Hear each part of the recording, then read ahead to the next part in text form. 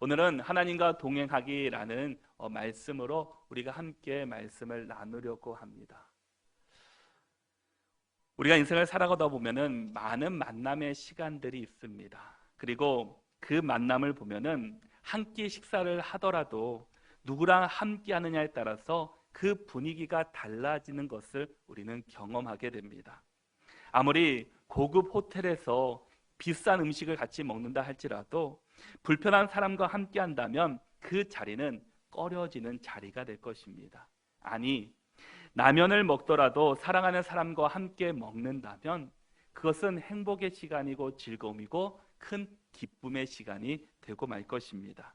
그것은 여행을 갈 때도 마찬가지인 것 같습니다. 아무리 좋은 곳 세계 일주를 한다 할지라도 불편한 사람과 함께 한다면 누구나 가고 싶지는 않을 것입니다. 그러나 반면에 이 가까운 한강공원을 가더라도 또 어린이 대공원을 간다 할지라도 사랑하는 사람과 간다고 하면은 그것은 참 기쁨이고 또 즐거운 시간이고 또 기대되는 시간인 것 같습니다. 우리가 인생을 살아갈 때 과연 누구와 함께 동행하고 누구와 함께 걷느냐가 그렇게 중요하다라는 것을 말해주고 있습니다. 우리가 이 세상을 살아갈 때 많은 풍파와 또 고난과 또 어려움을 만나게 됩니다. 중요한 것은 누구랑 같이 가느냐라는 겁니다. 우리가 누구를 믿고 누구를 붙잡고 누구와 동행하느냐가 우리 인생을 결정하게 되기 때문입니다. 우리가 누구를 바라보고 누구를 의지하며 살아가느냐에 따라서 우리의 인생이 다시금 달라지기 때문입니다. 하나님을 바라보며 살아가는 사람은 하나님께서는 그 길을 열어주실 것이고 하나님이 원하는 삶을 살아가게 될 것이고 세상을 의지하는 사람들은 세상 속에 빠져 죄악 가운데 살아가고 말 것입니다. 탈무드를 보면 이런 잠언의 이야기가 전해져 오고 있습니다. 오래 사는 것보다 더 중요한 것은 잘 사는 것이고 잘 사는 것보다 더 중요한 것은 남길 것이 있는 인생을 사는 것이다 라는 말이 있습니다. 이것처럼 성경에 과연 누구랑 동행하며 누구랑 함께 가느냐가 우리 인생 가운데 그만큼 중요하다라는 겁니다. 성경에 하나님과 동행했다고 언급된 사람들이 있습니다. 그 중에 대표적인 사람이 오늘 본문 가운데 나오는 에녹이라는 사람입니다.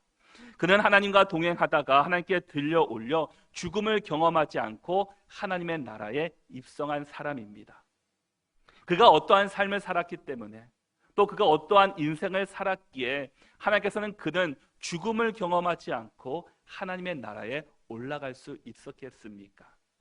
창세기 5장의 시작을 보면은 아담의 계보로부터 시작하는 것을 볼 수 있습니다. 창세기 5장 1절과 2절의 말씀을 보시면 이것은 아담의 계보를 적은 책이니라.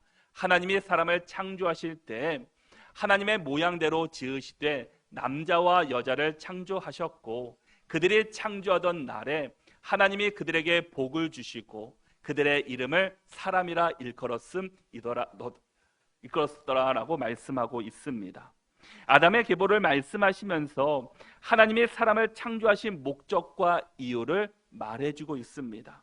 그 후에 아담으로부터 시작해서 그들이 누구를 낳았고 누구를 또 낳았는지에 대해서 계속해서 말씀해 줍니다. 대부분이 몇 세 자녀를 낳고 몇 세에 죽었더라라고 이야기를 합니다. 그런데 에녹만큼은 다른 사람들과 달랐다라는 겁니다. 에녹은 아담의 7대손이었지만 아담과 한 시대를 살았던 사람입니다. 당시는 대부분이 900세, 800세 이상 살던 시대였기 때문입니다. 아담이 930세까지 살았는데 아담이 622세 때가 되었을 때 에녹이 태어났습니다. 그러니 에녹이 이 아담에게 직접 에덴 동산은 어떤 것이었고 하나님은 어떤 분이셨고 내가 어떤 삶을 살았노라라고 그는 하나님에 대해서 들려주었을 겁니다. 자연히 에녹에게도 하나님에 대해서 궁금했을 것이고 또 하나님을 알고 싶은 갈망과 또 하나님에 대해서 또 함께 동행하고 싶은 삶을 그는 사모하며 생겼을 겁니다. 에녹은 그 옛날 모든 것이 단순하고 지금처럼 유혹이 적었기 때문에 그런 적은 시대에 살았으니까 하나님과 동행할 수 있었을 거야. 하나님과 그렇게 함께 할 수 있었을 거야 라고 생각할 수 있습니다. 지금과 상황이 달랐을 겁니다. 지금은 너무나 복잡하고 바쁜데 우리가 어떻게 하나님과 동행하며 살 수 있습니까? 라고 반문을 할 수도 있습니다. 그런데 에녹이 살던 시대는 이 아담의 죄로 인해서 그 죄가 하나님과의 관계가 깨진 시대였습니다. 하나님과 그 관계가 단절된 시대였다라는 겁니다. 창세기 4장을 보면은 가인이 동생 아벨을 죽이는 사건이 있습니다. 그 사건으로 인해서 이제는 인간의 죄가 이제는 퍼져나가기 시작합니다. 더 악해지기 시작합니다. 더 죄가 만연해지기 시작합니다. 그 끝이 무엇입니까? 하나님과 동등하겠다라고, 하나님과 같아지겠다고 사람들이 바벨탑을 짓는 일까지 일어나게 됩니다. 그리고 그 일로 인해서 그 땅의 모든 사람이 언어를 흩으시게 하는, 함께할 수 없는 시대를 만들어 주셨습니다. 그런 세상 속에서 에녹은 이 하나님과 동행하며 하나님께 들림을 받은 사람들이었다라는 겁니다. 여러분도 세상을 살아가면서 이 악함이 있는 그곳에서 선하게 산다는 것이 얼마나 어렵습니까? 악한 무리 가운데 아무리 선한 사람이 들어가도 그것이 선한 사람이 악한 사람을 변화시키는 것이 아니라 이 악한 사람, 또 악한 사람들이 선한 사람을 더 악하게 만드는 일들을 우리는 쉽게 본다라는 겁니다. 하나님은 어두운 세상 속에서 죄악 가운데서 그 땅을 회복시키시기 위해서 한 사람을 불러주셨습니다. 그를 통해 죄악 가운데 있는 이 세상을 치유하시고 회복시키시려는 역사를 이루셨다라는 겁니다. 히브리서 11장 5절의 말씀을 보면은 믿음으로 에녹은 죽음을 보지 않고 옮겨졌으니 하나님이 그를 옮기심으로 다시 보이지 아니하셨느니라. 그는 옮겨지기 전에 하나님을 기쁘시게 하는 자라 하는 증거를 받았느니라 라고 말씀합니다. 에녹은 믿음으로 살았다라는 겁니다. 에녹은 그런 악한 세상 속에 죄가 만연하던 시대 속에서 그가 어떤 모습으로 살았냐? 그것은 믿음으로 살았다라고 성경은 우리에게 말씀해 주고 있습니다. 에녹은 죽음을 보지 않고 옮겨졌습니다. 왜냐? 하나님이 죽음 없이 에녹을 천국으로 옮겨주셨기 때문이었습니다. 에녹은 천국으로 옮겨가기 전에 하나님으로부터 어떤 칭호를 받았습니까? 하나님을 기쁘시게 하는 자라라는 증거를 받았다라는 겁니다. 과연 하나님을 기쁘시게 하는 자, 어떻게 살았고 어떻게 행동했기에 하나님의 에녹을 보시며 너는 나를 기쁘게 하는 자다라고 말씀하고 있는 것입니까?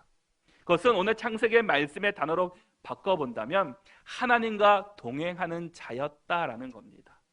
바로 하나님이 기뻐하시는 자는 다른 것이 아니라 하나님과 동행하는 자, 이 어둠 속에서 죄악 가운데 죄가 만연한 이 세상 속에서도 그가 믿음으로 살겠노라고, 말씀으로 살겠노라고, 하나님과 동행하며 살겠노라고 몸부림치고 함께하는 것이 바로 하나님께서 기뻐하시는 삶이었다라는 겁니다. 그는 무두셀라를 낳고 300년을 하나님과 동행한 사람이었습니다. 바로 에녹은 본문 22절에서 말씀하시는 것처럼 그가 언제부터 하나님과 동행했느냐? 무두셀라를 낳은 후였다라는 겁니다. 무두셀라를 낳은 후에 300년을 하나님과 동행하며 자녀들을 낳았습니다. 에녹은 죄가 만연한 시대 속에서 300년을 믿음으로 살아낸 사람이었습니다. 우리도 에녹과 같은 이런 믿음의 사람으로 살아갈 수 있기를 축복합니다. 에녹은 65세에 그 아들 무두셀라를 낳습니다. 그때부터 에녹은 하나님과 동행하기 시작했다라는 겁니다. 그러나 에녹이 무두셀라를 낳기 전에는 하나님과 어떠한 삶을 살았는지, 어떤 믿음의 삶을 살았는지에 대해선 성경에서 구체적으로 이야기를 하지 않습니다. 그런데 오늘 말씀을 통해서 유추해 볼 수 있는 것은 그가 무두셀라를 낳기 전에는 하나님에 대해서 온전하게 섬기지 못했다라는 것을 반전하게 됩니다. 아마도 그 전에는 깊은 신앙심이 있었던 것 같지는 않습니다. 이 믿음은 있긴 있었지만, 신앙은 있긴 있었지만 열심으로 믿지는 않았지 않았을까라고 생각해 보게 됩니다. 그런데 그가 아들 무두셀라를 낳은 후에 마음을 변화되었다라는 겁니다.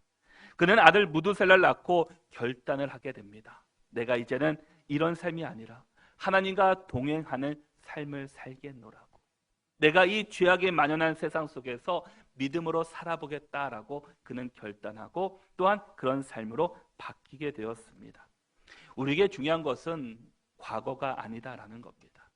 내가 그 전에 어떻게 살았는지, 어떤 모습으로 살았는지가 중요한 것이 아니라 내가 정말 예수님을 믿고 나서 지금 나의 삶이 어떻느냐가 더 중요하다라는 겁니다. 예수님을 만나기 전에 우리는 어떻게 살았는지는 알지 못합니다. 그러나 예수님을 만난 후 다음에는 우리의 삶이 매우 중요하다라는 겁니다. 내가 지금까지 삶이 하나님의 말씀과 다른 삶을 살았다면 내가 지금부터라도 이 에녹처럼 믿음으로 살겠습니다. 세상에 죄가 만연한 이 시대 속에서 내가 그곳에서 믿음으로 살아가겠습니다라고 결단하고 다짐할 수 있는 믿음의 사람들이 되어야 한다라는 겁니다. 하나님이 기뻐하시는 삶은 다른 것이 아닙니다. 많이 가졌다고, 많은 명예를 가졌다고, 권력이 있다고 하나님께서 기뻐하시는 것이 아니라 이 죄악에 만연한 세상 속에서 너희들이 어떤 믿음을 가지고 살아가는지, 또 그 믿음을 가지고 어떻게 열심히 또 그 믿음을 지키기 위해서 수고하고 희생하고 있는지를 하나님께서는 지금 보시고 계시다라는 겁니다. 하나님께서 기뻐하시는 것은 다른 것이 아니라 바로 여러분들의 저의 믿음이다라는 겁니다. 그러기에 우리는 우리의 믿음을 다시 한번 돌아보아야 합니다. 하나님과 동행하면 하나님께서 어떤 삶을 이루어 주시는지는 이미 성경에서 우리에게 계속해서 말씀해 주고 있습니다. 반대로 하나님이 아닌 내가 세상 속에 살아가면 어떠한 결과가 있는지를 이미 성경에서는 처음과 끝을 우리에게 다 말씀해 주고 있습니다.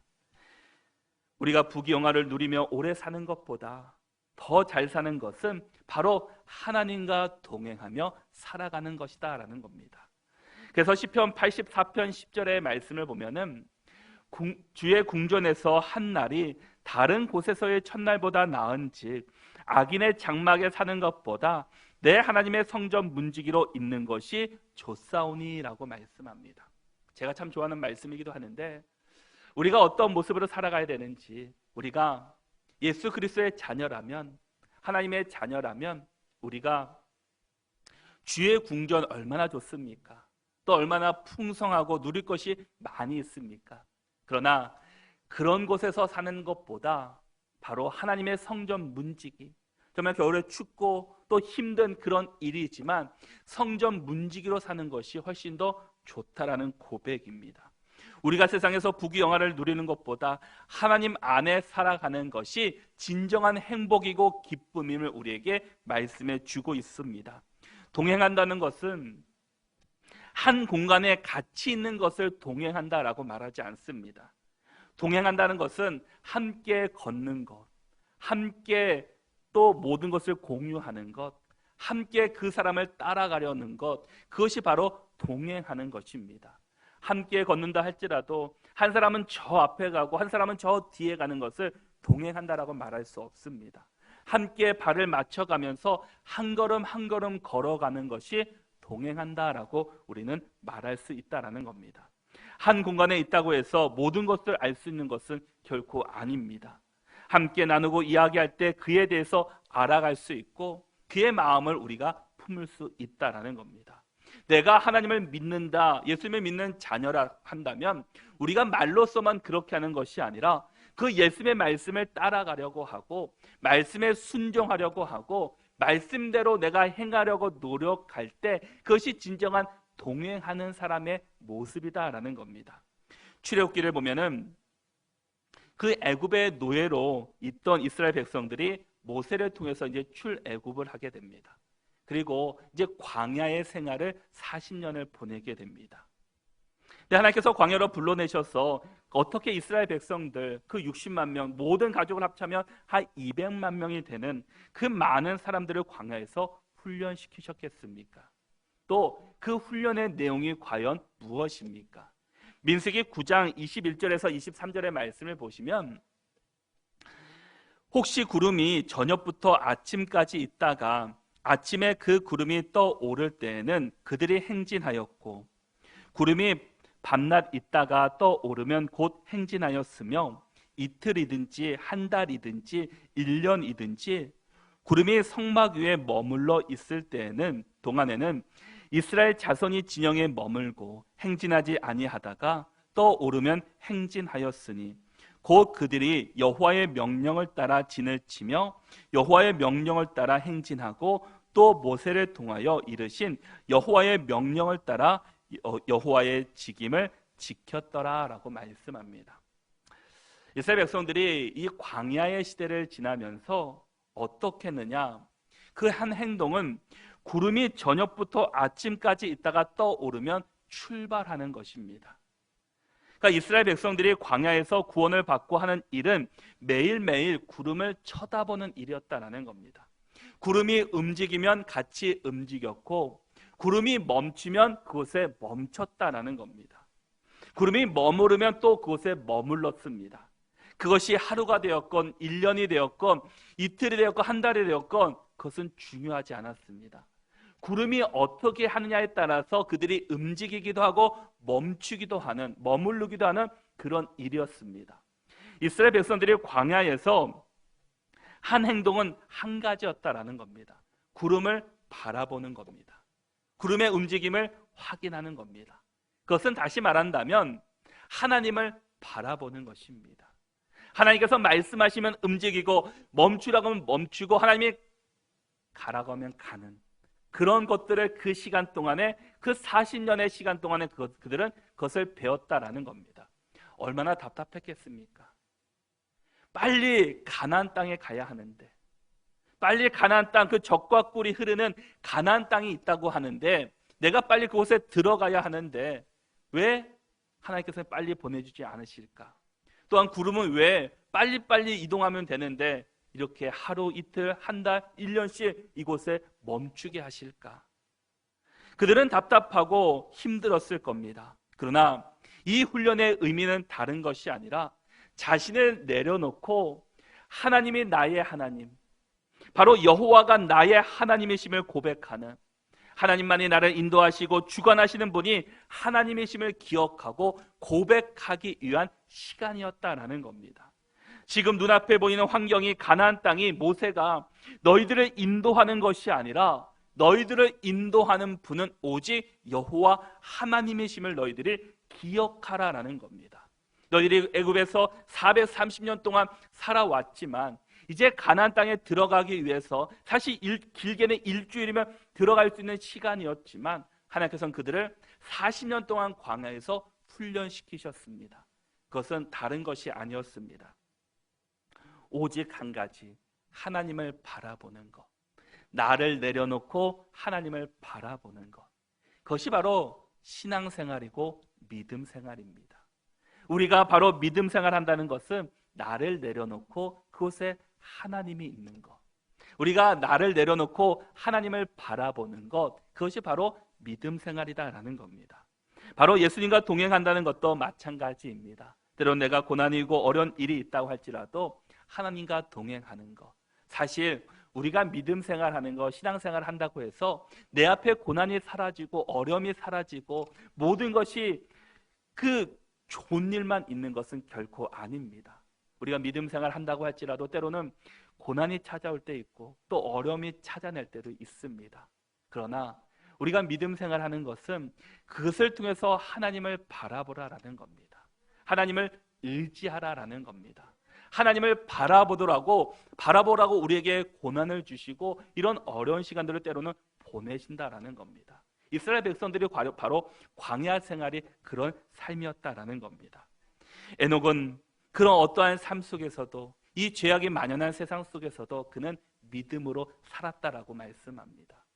그리고 하나님과 동행하고 하나님을 기쁘시게 하는 자로 살았다라고 말씀합니다. 히브리서 11장 6절의 말씀을 보면은 믿음이 없이는 하나님을 기쁘시게 하지 못하나니 하나님께 나아가는 자는 반드시 그가 계신 것과 또한 그가 자기를 찾는 자들에게 상 주시는 이심을 믿어야 할지니라 라고 말씀합니다. 믿음이 없이는 하나님을 기쁘시게 할 수 없다라는 겁니다. 에녹은 믿음으로 하나님을 기쁘시게 했다라고 말씀합니다. 그리고 하나님께서는 믿음이 없이는 하나님을 기쁘시게 하지 못한다라고 말씀하고 있습니다. 그러기에 우리에게 중요한 것은 바로 이 믿음이다라는 겁니다. 하나님을 향한 믿음, 하나님을 향한 마음, 하나님을 향한 바라봄이 우리에게 필요하다라는 겁니다. 그러기에 이 죄가 만연한 세상 속에서 믿음으로 살아간다는 것이 얼마나 어렵습니까? 여러분들도 이 세상의 악한 세상 속에서 믿음을 지킨다는 것이 얼마나 어려우십니까? 그러기에 사람들이 에녹을 볼 때마다 얼마나 이상하게 여겼겠습니까? 특별히 다른 모습, 또 다르게 행동하는, 다 죄를 짓는데 자신만 잘 살겠다라고, 선한 행동을 하겠다라고 한 것이 얼마나 그 사람들 눈에는 좋지 않게 보였겠습니까? 그러나 에녹은 주변 사람들의 멸시와 핍박 가운데서도 자신의 믿음을 지켰다라는 겁니다. 하나님과 동행하고 죄악 가운데 믿음을 지키는 것, 그 어려웠지만 그는 그렇게 살겠노라고 다짐하고 믿음으로 살았던 사람이었음을 성경은 우리에게 말씀해 주고 있습니다. 우리가 교회 안에서 신앙생활하는 것, 하나님을 믿는 것 얼마나 자연스러운 일입니까? 우리가 이 자리에서 열심히 아멘을 하고 함께 소리내어 찬양하고 기도한다고 할지라도 누구도 이상하게 바라보지 않습니다. 그런데 믿지 않는 가정에서, 또 학교나 또 직장이나 또 믿지 않는 공동체 안에서 정말 아멘을 외치고 또 찬양하고 기도한다면 주변 사람들이 어떤 시각으로 보겠습니까? 그래서 어떤 그 어린 아이들 가운데 학교에서 식사할 때 기도를 하지 않는 또 믿음의 사람들도 있다고 합니다. 그리고 잠깐 고개, 누가 기도하지 않는 것처럼 잠깐 고개 숙이면서 눈 딱 감고 눈 딱 뜨는, 그렇게 하는 사람도 있다라는 이야기를 듣습니다. 그러나 사실 그런 악한 세상 속에서 우리가 믿음을 지킨다는 것은 결코 쉽지만은 않은 일입니다. 그러나 하나님께서는 그럼에도 불구하고 우리에게 이 세상 속에서 너희들이 믿음을 지키며 살아가기를 원하고 계십니다. 그곳에서 몸부림치고 세상의 타협과 또 맞서서 믿음으로 지키는 것을 하나님께서 기뻐하신다라고 우리에게 말씀하고 있습니다. 지금 에녹이 어디에서 믿음을 고백하며 신앙을 지키고 있습니까? 에녹이 하나님을 찾기 위해서 깊은 산골짜기에 들어가 있는 것도 아닙니다. 에녹이 경건하게 삶을 살기 위해서 세상과 동떨어진 어느 수동 같은 곳에 숨어서 신앙을 지키는 것도 아니었습니다. 에녹은 자기에 주어진 일상 속, 가정에서, 내가 주어진 또 일터에서 그는 묵묵히 자신의 믿음을 지키며 살았다는 겁니다. 가정 속에서도 또 직장에서도 일터에서도 그는 믿음을 지키려고 애쓰는 그런 모습이었습니다. 우리가 예전에 이 시한부 종말론이라는 것이 있었습니다.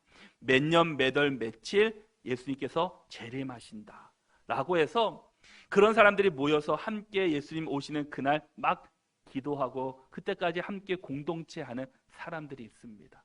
지금도 그런 것으로 이용해서 공동체 생활하는 사람들도 있습니다. 최근에 PD 수첩에도 그런 어떠한 이단 종교가 나오기도 했습니다. 그들은 휴거를 준비한다고 말하면서 어떻게 합니까? 가정을 버렸습니다. 직장을 그만뒀습니다. 학교를 그만뒀습니다.